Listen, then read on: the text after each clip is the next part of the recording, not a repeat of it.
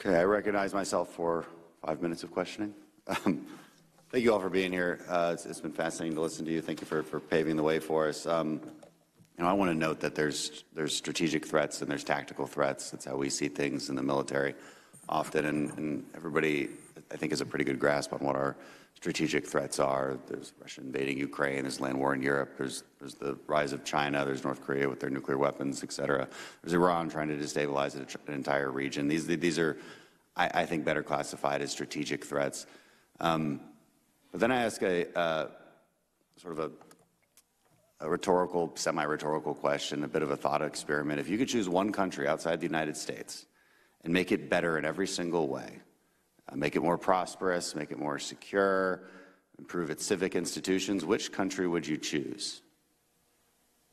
It's a rhetorical question, but I don't want to put anybody on the spot. To improve the country? 10 times better. Make any country in the world 10 times better. Which country would you choose?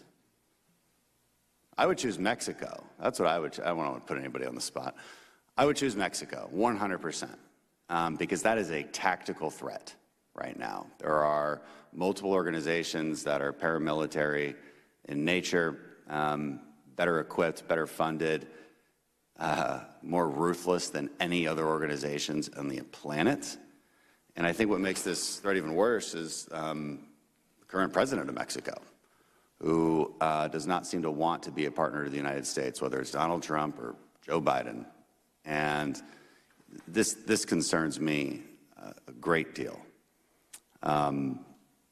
especially recently because these drug cartels, especially the Sinaloa and Jalisco cartels, are responsible for the deaths of about 80,000 Americans a year through their fentanyl poisoning. That specifically comes from them. Nobody else but them, and of course the precursors come from China. And I think this needs to be on Congress's radar in a much more substantial way. One question I have for you, Chairwoman Ross Lehtinen, is how do you, given your experience as Chairwoman of Foreign Affairs, how is our State Department doing on this issue? Are they properly engaged? Okay, no. All right, can you expand on that? Well, thank you for that question, and I so agree with you, Mr. Crenshaw, that Mexico should be that country because it truly impacts what happens in our country directly. And I would add to that list the axis of evil of Latin America, which is Cuba, Nicaragua, Venezuela.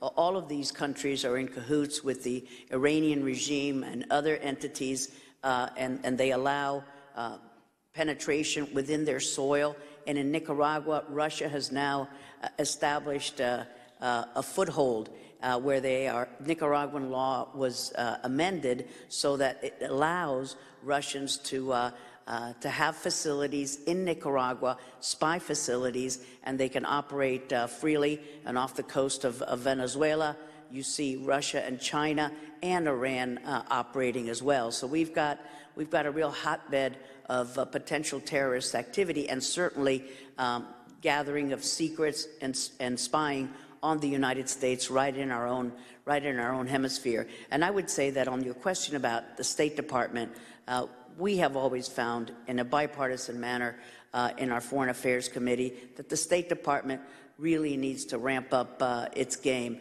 Wonderful people, certainly Foreign Service officers who are the best of the best, and we see them in very difficult positions, and they're doing their best of protecting our homeland.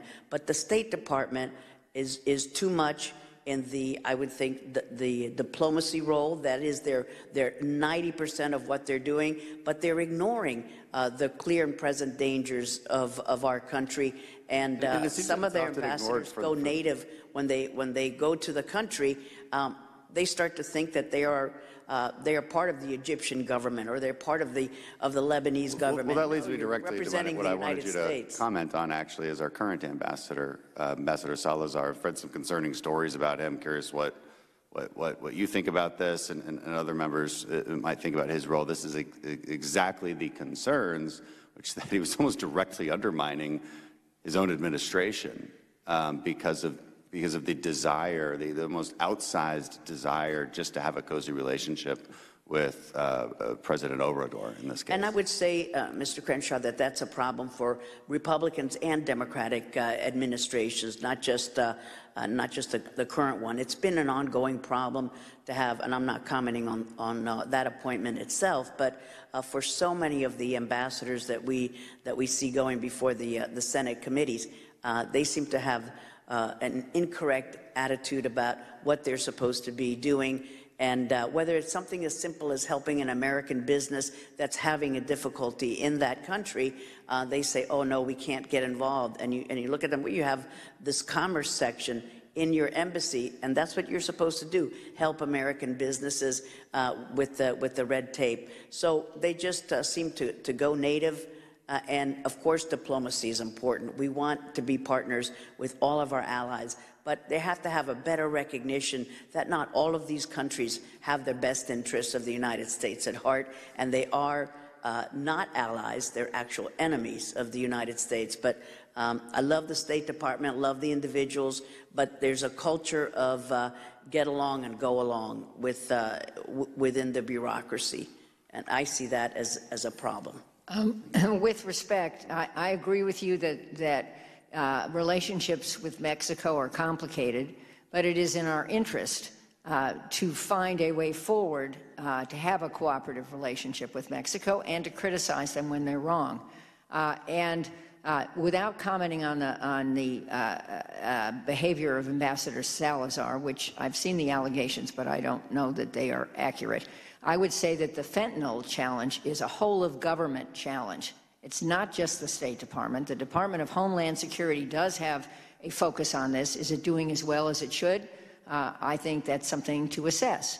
But full disclosure, I'm on the Homeland Security Advisory Council, and I know that Secretary Mayorkas wants this, wants his department to be effective. But obviously our law enforcement agencies and everyone else needs to focus on the scourge of fentanyl. And you're right that the precursors start in China. They don't start in Mexico.